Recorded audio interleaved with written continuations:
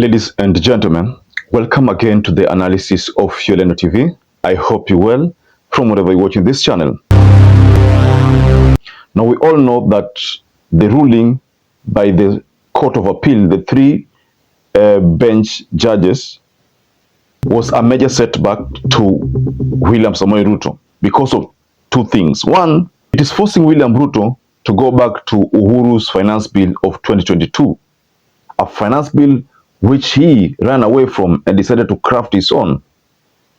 Two, it is putting William Ruto at loggerheads with the judiciary over who should control things and how things should be done. Especially if you go to the statement by Kimani Ichung'wah, when he had asked the judiciary members to all of them resign and join politics so that they can craft the laws. There was also a reaction from senior counsels here regarding this move and what advice Ruto was given by Ahmed Nasir. Ahmed Nasir seems to have told William Ruto previously that he should just bribe the judges.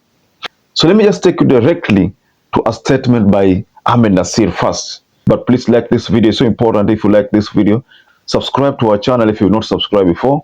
And to existing subscribers, thank you so much for your support, because without you, this channel cannot grow. I previously advised His Excellency William Ruto that he has only two options in addressing the endless setbacks his government policies and economic agendas suffer in the courts. But he dismissed my advice. Option one, just like the Uhuru administration used to do, urgently reinstate the slush funds that were operated by the Office of President to bribe judges in high-profile cases that touch on government interest. Also, reinstate the monthly disbursements allowances the Uhuru administration used to pay a judge of the Supreme Court, so that the judge can resume his or her job of lobbying the court and channeling bribes to the courts when government's cases come before come before the courts. Option two, start a radical reform policy that removes all corrupt judges, especially those in the Supreme Court, because President Ruto's government is too weak and averse, hostile to reforms that advance governance and accountability. Option one is more viable, inexpensive, and in line with its current trajectory. Anything else will be death by 1,000 cuts. So this is the kind of advice that Ahmed Nasir is giving William Ruto, to pay off these judges so that they can simply make decisions that conform with the government's agenda. This is one of the worst advice that have come from Ahmed Nasir. But Ahmed Nasir has been fond of this kind of tweet, so it's not strange that it's coming from him. So let's just ignore that tweet. It's funny. Should William Ruto go back to the 2022 finance bill, or he should just soldier on and craft a new one, or just go to the Supreme Court and appeal further? What if the Supreme Court judges say that we want to stick with the Court of Appeal's decision? Because if the Court of Appeal decision made that kind of ruling, it must have been a ruling that has taken into consideration so many things, and the courts want to vindicate itself from the blames. You know, when the judges attacked the parliament and attacked judiciary and even banned part of it, the message is very simple: we are not happy with the way you are doing things. So the government is finding itself at a position whereby the parliament will have to do justice to the people. Judiciary will also be forced to do justice to the people. But you see, what Ahmed Nasir is trying to bring on board is encouraging impunity, telling William Ruto that they should just start putting aside some funds to bribe these judges, which is normally what people call budgeted corruption. That they should budget for corruption. Say that 1 billion will just be dedicated for judges. Anytime we have an agenda for the nation and we know that it's going to cause some uproar, public uproar, we bribe them. This is what Ahmed Nasir is telling us. But this is not what the country wants, because I've seen reactions, people reacting to Ahmed Nasir, but most people, I think I agree with them. They say that they know Ahmed Nasir to be one person who likes to give such kind of responses. Someone like Abdi Karim Kaina said, the timing of this advice is wrong, senior counsel. At a time when the country is fighting corruption and making everything straight, with the popular Gen Z protest. If he couldn't take this advice that time, do you think he will follow? He will now? Then Ahmed Nasir said, "Who told you the country is fighting corruption? Kenya is nurturing corruption as a governmental policy." That was a response that came from Ahmed Nasir. And then someone here said, "Are you saying that the government is facing the backlash and setback in cases because the judges are bought by government policy opponents?"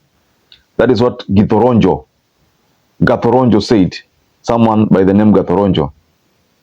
Now, Lomen Jr. says, "Your suggestion is deeply troubling. Encouraging bribery undermines justice. Radical reform is the ethical choice for a transparent, accountable judiciary. Opt for integrity and long-term stability over corruption." You know, that's what those are the kind of reactions which came from Ahmed Nasir's tweet, you know, advising William Ruto to budget for corruption. But William Ruto, the move he has made is a desperate move. First, that's what I can acknowledge from the move. Is a desperate one, and it's likely to fail because right now William Ruto doesn't have an attorney general. Ruto will have to look for a plan B, the earlier the better.